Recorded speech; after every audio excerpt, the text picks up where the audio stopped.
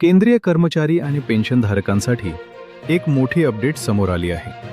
जुलै 2026 पासून तुमच्या खिशात मोठी वाढ होण्याची शक्यता निर्माण झाली आहे. एप्रिल महिन्यातील महागाईची आकडेवारी जाहीर झाली असून केंद्र सरकारच्या कर्मचाऱ्यांचा महागाई भत्ता म्हणजेच DA पुन्हा एकदा वाढणार असल्याचे स्पष्ट संकेत मिळत आहेत.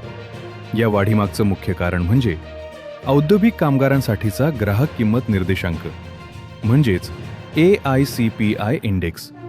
मार्च महिन्यामध्ये हा निर्देशांक 149.1 अंकांवर होता.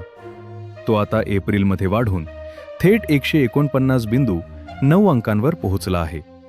महागाईच्या या वाढत्या आकड्यांमुळे 12 महिन्यांची सरासरी पाहता कर्मचाऱ्यांचा महागाई भत्ता 3% वाढण्याची दाट शक्यता आहे. सध्या केंद्र सरकारी कर्मचाऱ्यांना जानेवारी 2026 पासून 60% महागाई भत्ता मिळत आहे. जर आता यामध्ये 3% वाढ झाली तर हा भत्ता एकूण 63% पोहोचेल.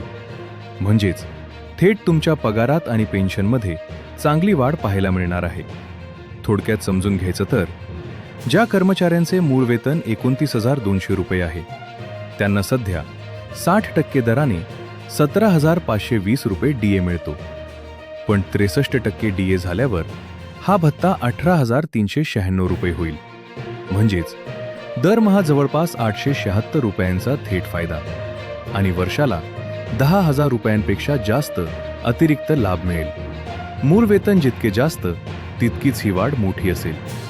मे आणि जून महिन्यांची अंतिम आकडेवारी आल्यानंतर केंद्र सरकार यावर अधिकृत शिक्कामोर्तब करेल.